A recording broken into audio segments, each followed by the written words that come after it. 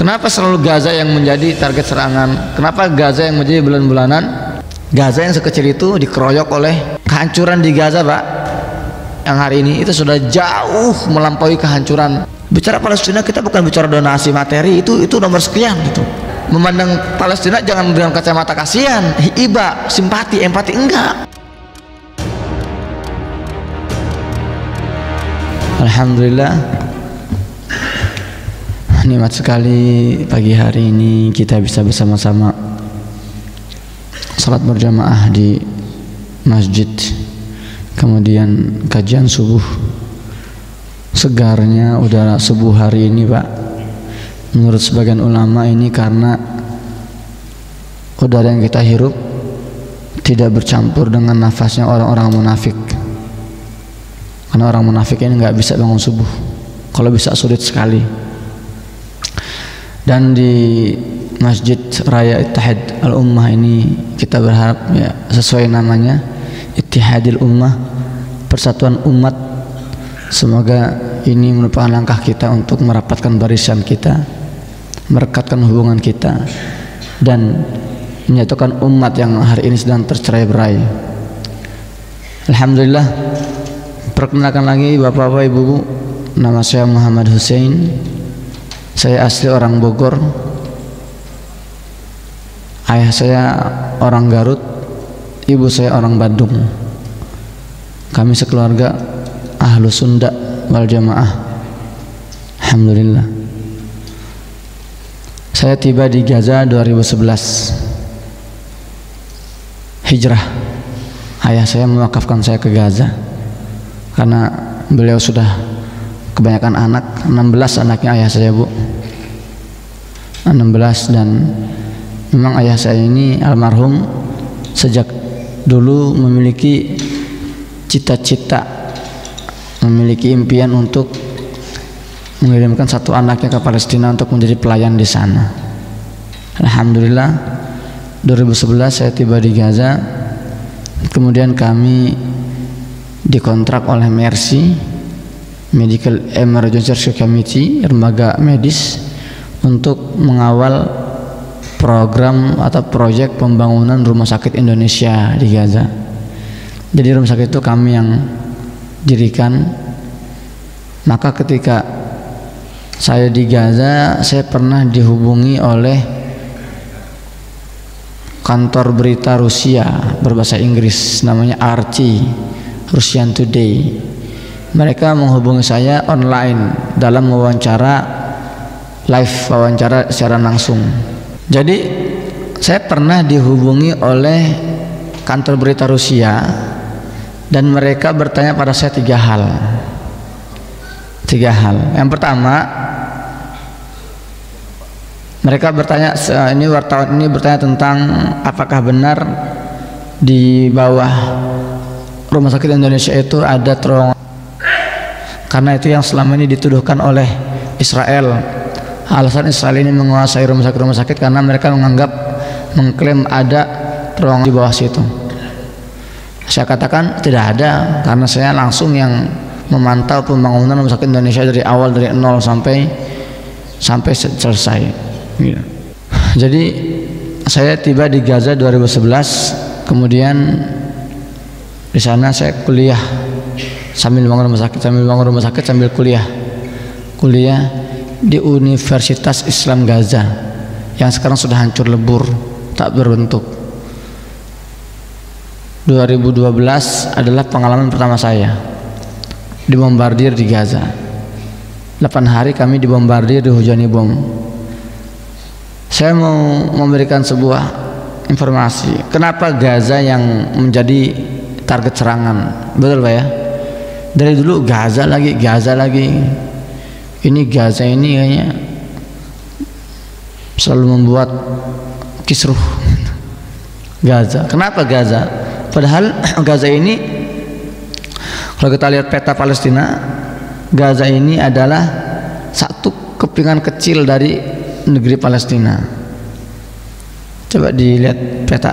Ini Palestina seluas ini, Pak, dari ujung utara ke selatan ini luasnya sekitar 78.000 km persegi. Gaza ini, ya ini Gaza nih, kecil, mungkin satu kecamatan kali ya. Luasnya 360 km persegi Gaza ini luasnya nih. Ya. Ini tepi barat, ini Al-Quds ini. Jadi di sini saya tinggal selama 12 tahun. Terus kenapa selalu Gaza yang menjadi target serangan? Kenapa Gaza yang menjadi bulan-bulanan? Suatu hari seorang wartawan bertanya kepada Perdana Menteri Israel yang pertama, yang bernama David Ben Gurion. Kasih lihat ini peta Palestina yang ini ya. Nah ini ya. Ben Gurion ditanya oleh seorang wartawan, wahai Bapak Perdana Menteri, kenapa kami melihat wilayah Israel dari hari ke hari semakin meluas, semakin melebar, semakin membesar? Jawaban Ben Gurion dengan enteng dia mengatakan apa? Batas wilayah negara Israel itu sejauh yang bisa dijangkau oleh tentara kami. Jadi itu ambisi mereka. Jadi mereka nggak pernah punya pikiran untuk hanya menjajah Palestina, enggak. Ambisi mereka itu untuk menguasai seluruh wilayah Arab. Kalau tentara mereka bisa menjangkau Arab Saudi, ya itu akan dijajah oleh mereka. Kalau tentara mereka bisa menjangkau Mesir, Yordan, Suriah, mereka akan jajah itu. Tapi hari ini Israel terbentur, tersandung satu batu yang sangat kokoh yang bernama Gaza, yang menolak untuk ditaklukkan, yang keras kepala dan enggak mau berhenti melawan. Itulah Gaza. Maka tidak salah, sangat tepat kalau kita katakan hari ini Gaza adalah benteng terakhir umat Islam dunia. Bahkan Gaza adalah benteng terakhir, benteng pertahanan terakhir umat manusia. Karena Gaza hari ini sedang menjadi duri di tengah kerongkongan Israel yang berambisi untuk melahap negara-negara sekitar. Itulah Gaza. Maka Gaza berkali-kali berusaha dikuasai. 2008-2009 itu usaha pertama Israel untuk menaklukkan Gaza. Selama 22 hari ya Gaza ini dibombardir, tapi Gaza bertahan. Bahkan Israel setelah 22 hari jual beli serangan terpaksa harus menarik pasukannya sambil membawa kekalahan dari Gaza. Kemudian 2012 itu saya sudah di Gaza itu. 2012 itu pengalaman pertama saya hidup dalam bombardir, gempuran.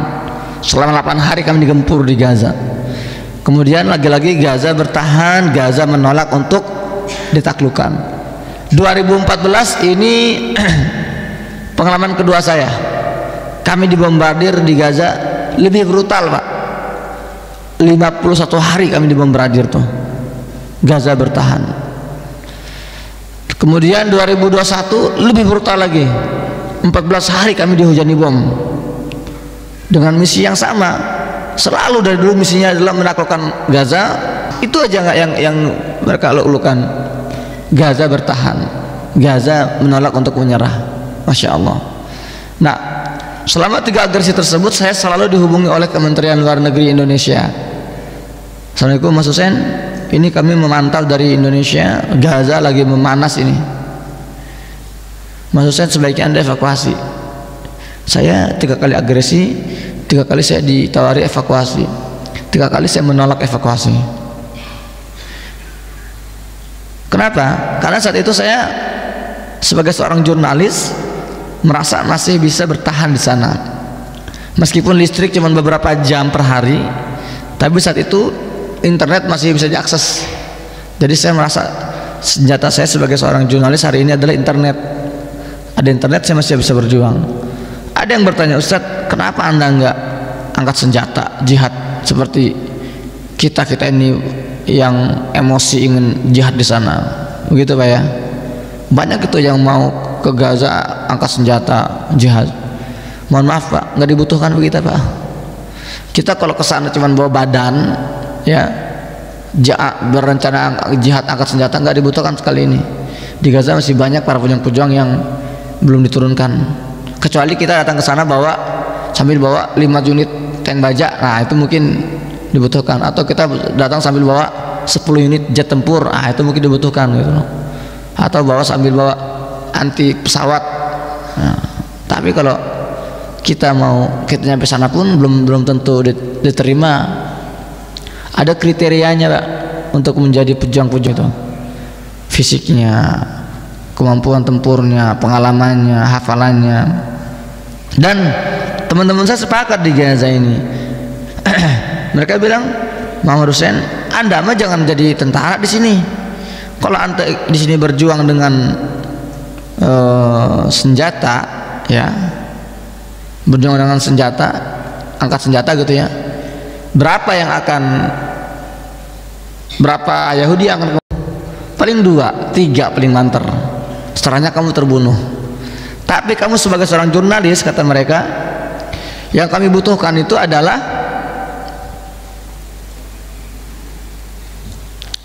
kamu sebagai juru bicara kami. Nah itu dia, maksudnya apa? Kami nggak bisa bahasa Indonesia, jadi kamu yang bertanggung jawab di sana menyampaikan informasi ke orang Indonesia. Kalau kamu jadi wartawan, kamu bisa menyentuh jutaan hati untuk kamu ketuk, kamu bisa menjangkau jutaan pasang mata untuk dibuka. Jadi saya sama-sama berjuang, kami berjuang dengan senjata, kamu berjuang dengan jurnalistik kamu gitu, jurnalisme kamu. Maka selama 3 kali agresi saya menolak untuk pulang karena saya masih bisa mengabarkan dari Gaza. Namun coba dibuka ini apa namanya, Telegram ya, Telegram. Ini saya mau lihat perbandingan antara saya dengan orang Gaza Pak ya, biar kita juga bisa mengukur nih, kira-kira kita pantas gak untuk bergabung dengan orang Gaza nih. Tapi ini ditayangkannya langsung aja langsung jangan lama-lama gitu lah. Ini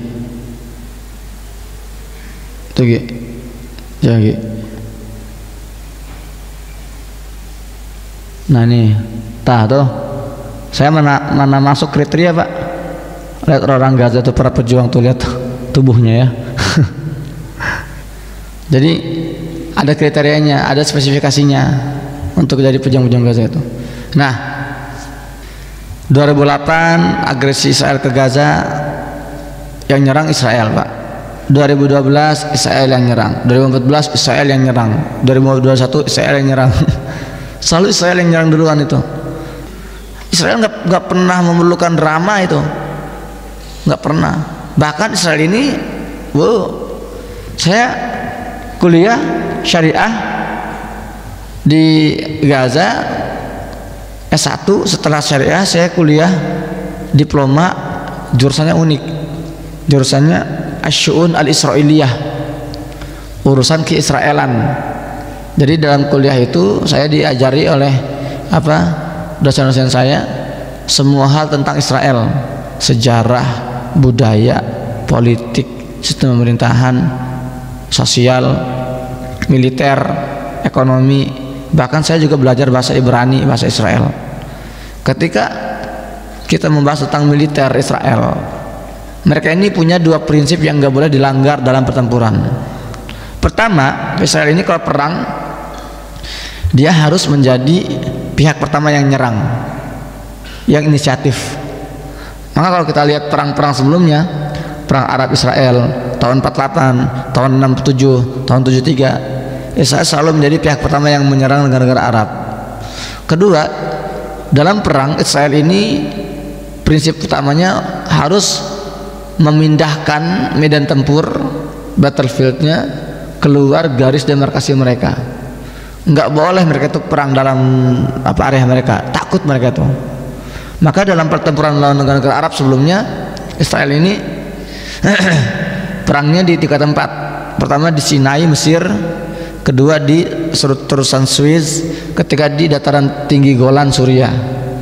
Mereka nggak pernah membiarkan perang itu terjadi di dalam wilayah mereka. Tapi untuk pertama kali dalam sejarah pembantaian atau penjajahan Israel, ini 2 prinsip ini direnggut oleh orang-orang Gaza, para pejuang Gaza. Para pejuang Gaza yang pertama kali nyerang tanggal 7 Oktober, dan pertempurannya di dalam wilayah Israel. maka ini yang membuat mereka kalap sekali kali ini. Nah, kali ini Israel tidak menyebutkan operasi militer seperti sebelum-sebelumnya. Kali ini mereka dengan marah mengeluarkan status perang. Untuk pertama kalinya sejak 50 tahun terakhir, akhirnya Israel mengumumkan perang. Tapi bukan melawan sebuah negara, melawan sebuah kecamatan kecil bernama Jalur Gaza. Dan Israel tahu mereka nggak mungkin bisa menang. Meskipun Israel ini, Pak, mereka punya 650.000 tentara. Israel yang sekecil itu cuma 6 juta, cuma 12 juta ya, cuma 12 juta warganya, tapi tentara aktifnya tuh 650.000. Indonesia ini saya lihat kita punya 230 juta, tentara aktifnya cuma 460.000. Jadi memang jauh sekali ya perbandingannya, persentasinya. Israel tahu dia tidak bisa mengandalkan 650.000 tentara mereka, dan dia tidak bisa mengandalkan tank-tank baja mutakhir mereka, jet tempur mereka. Kalau mereka nyerang sendirian ke Gaza, pasti akan gagal seperti yang sudah-sudah. Israel tahu itu. Maka dengan tanpa rasa malu, terang-terangan mereka mengemis ke Amerika, Inggris, Jerman, mengemis bantuan militer, mengemis tentara-tentara, mengemis amunisi, teknologi militer. Jadi bayangkan, Gaza yang sekecil itu dikeroyok oleh Israel, Amerika, Inggris dengan dukungan 24 negara Eropa. Meskipun mereka nyebutnya perang, tapi di lapangan yang saya saksikan bukan perang. Ini pembantaian, genosida. Yang mereka target anak-anak, wanita, kemudian rumah sakit, sekolah-sekolah, kampus-kampus, masjid-masjid, benar-benar dibumi hanguskan. Kehancuran di Gaza, Pak, yang hari ini itu sudah jauh melampaui kehancuran Jerman pada Perang Dunia Kedua, kehancuran Afghanistan, Suriah, Irak. Kalau digabung tiga-tiganya nggak lebih hancur daripada Gaza hari ini. Dan Gaza ini menurut analis ekonomi dan pembangunan di Gaza ini ya, mereka menyebutkan Gaza membutuhkan 96 tahun untuk kembali normal pembangunannya, karena yang dihancurkan itu semuanya itu jalan-jalan aspal itu dikeruk oleh mereka semua tuh, nggak ada lagi jalan aspal di Gaza itu, benar-benar dikeruk. Infrastruktur habis dihancurkan. Masjid-masjid yang jumlahnya ratusan, ya, hampir 1000 tuh masjid itu, sekolah-sekolah, kampus-kampus. Kita masyarakat Indonesia, kita pernah membangun 2 masjid di Gaza. Pertama Masjid Khalil Wazir di wilayah tengah, satu lagi Masjid Istiqlal di wilayah selatan. Dua-duanya hancur lebur, sudah tidak berbentuk hari ini. Pembantaian genosida. Maka kali ini saya juga dihubungi oleh Kementerian Luar Negeri di hari-hari pertama. Assalamualaikum Mas Husain, ini Gaza dibombardir dan parah banget sekarang nih. Anda sebaiknya pulang dulu Mas, evakuasi. Kami akan bantu evakuasi karena Anda masih dibutuhkan di Indonesia. Kali ini saya terpaksa menerima tawaran evakuasi. Kenapa? Karena hari pertama, Pak, hari pertama listrik, internet putus. Itu hari pertama. Saya sebagai seorang jurnalis, internet adalah sebuah senjata saya gitu loh.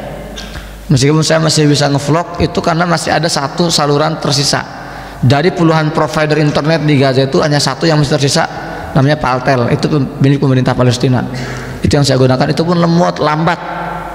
Ya, saya bertahan dengan saluran seperti itu, internet. Akhirnya saya menerima tawaran evakuasi. Namun ketika saya bilang evakuasi, ini enggak seperti kita mengevakuasi diri dari kampung-kampung lain. Evakuasi dari Gaza ini adalah evakuasi tersulit. Saya ketika sudah keluar ke Mesir bertemu dengan Bapak Lutfi, ya, duta besar RI di Kairo. Dia cerita ke saya, Mas Husain, saya ini sudah berpengalaman melakukan proses evakuasi di berbagai negara, Yaman, Sudan, Irak, Afghanistan. Saya yang selalu mengevakuasi WNI. Tapi saya nggak pernah menemukan evakuasi serumit ini. Saya untuk mengeluarkan saya doang, Pak, itu membutuhkan 35 hari itu. Jadi kalau saya evakuasi ini, untuk gambaran, Pak, saya harus membawa anak-anak dan istri saya untuk ke wilayah perbatasan Rafah. Untuk sampai ke Rafah, kami harus menempuh sebuah jalan namanya Salahuddin. Ini jalur maut. Saya sempat videoin, dokumentasiin situasi jalan Salahuddin. Nah ini dia ya, dari awal lagi. Ini jalan Salahuddin ini, coba di play. Lihat bangkai mobil-mobil itu, terus. Ya. Jadi apa ini? Ini apa ceritanya mobil ini? Jadi sempat ada ultimatum dari Israel, seluruh wilayah warga di wilayah utara mengungsi ke selatan, gitu Pak ya. Nyampe di jalan, ada yang naik mobil, ada yang jalan kaki, ada yang naik kereta keledai. Dibombardir ini bekas bombardirnya ini. Sengaja itu mereka memang memaksa warga untuk keluar agar dibantai di luar itu loh, di jalan-jalan. Dan saya harus melewati jalan Salahuddin untuk tiba ke perbatasan Rafah. Akhirnya saya bergerak membawa 2 anak saya, 1 orang istri saya, melewati jalur ini. Sementara di atas kepala saya ini drone, pesawat tanpa awak terus mengitari, jet tempur terus pam bombardir sana sini. Nah, ketika sampai di perbatasan, saya tidak diperbolehkan melintas. Saya nunggu berjam-jam, dari jam 8 pagi sampai jam 4 sore. Ternyata saya ditolak, nggak boleh lewat. Akhirnya saya balik lagi melewati jalur yang sama, jalur Salahuddin itu. Kemudian beberapa hari kemudian ditelepon lagi, Mas Husein, kamu sudah koordinasi langsung dengan Kemenlu Mesir, silakan Mas, besok gerak lagi Mas ya, insya Allah bisa lewat.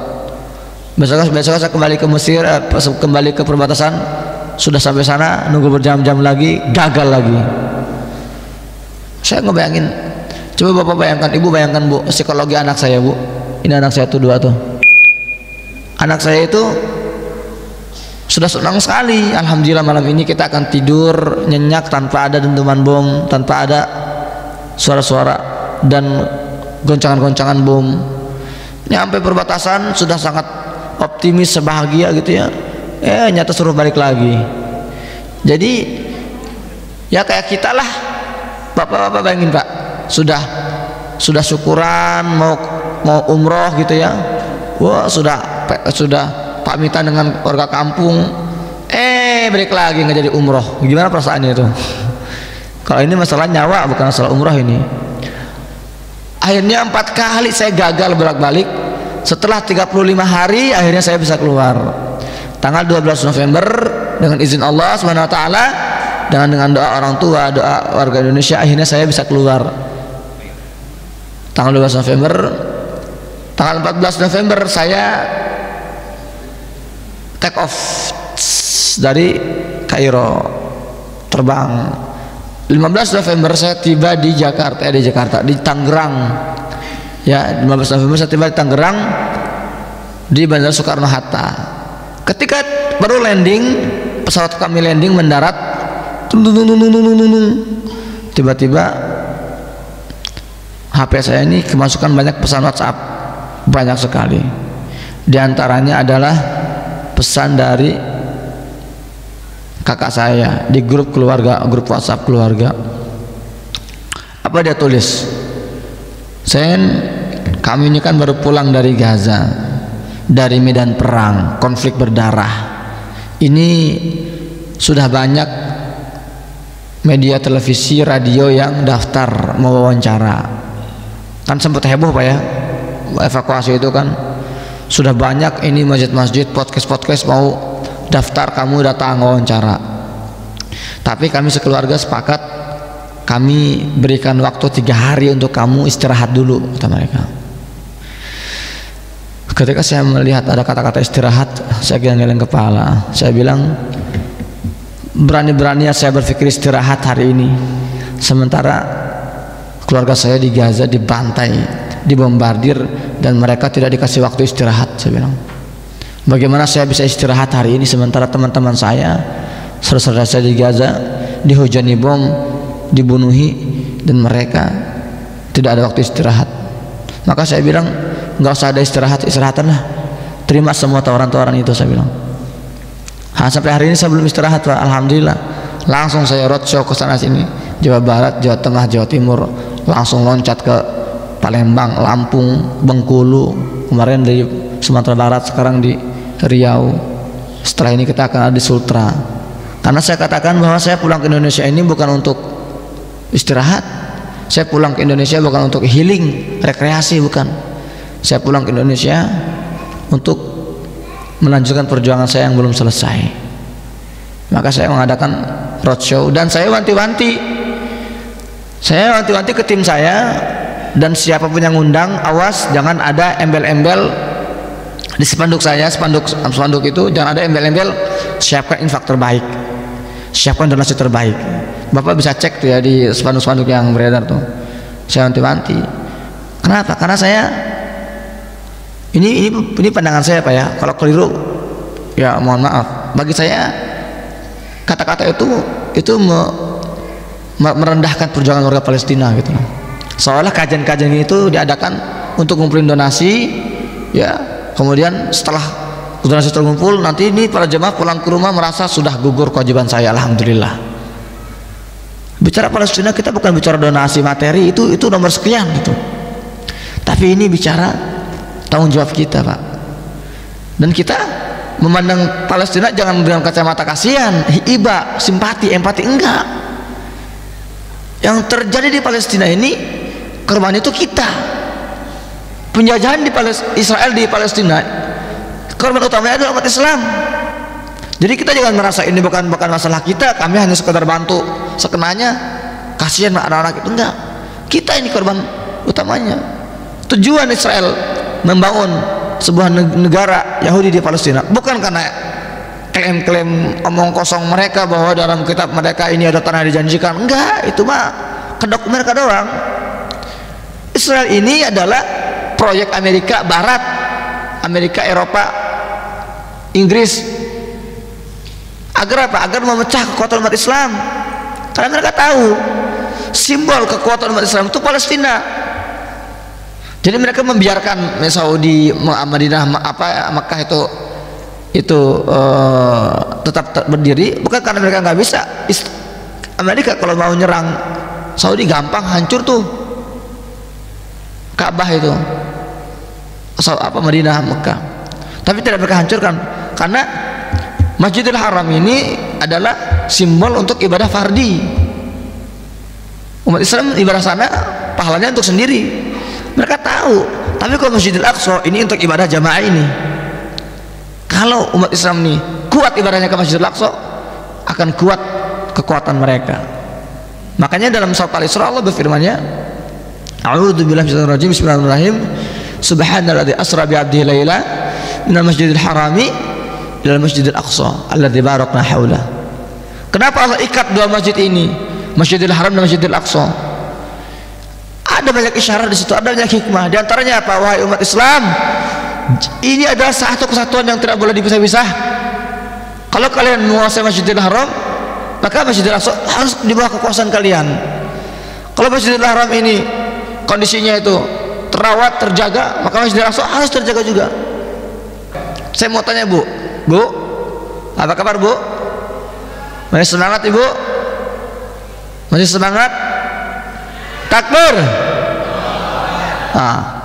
Ibu, saya mau tanya Bu ya, dalam peristiwa Isra Mi'raj kita semua tahu Nabi Muhammad SAW diperjalankan dari Masjidil Haram ke Masjidil Aqsa, kemudian diterbangkan ke langit Sidratul Muntaha, betul Bu ya, untuk mendapatkan perintah sholat lima waktu.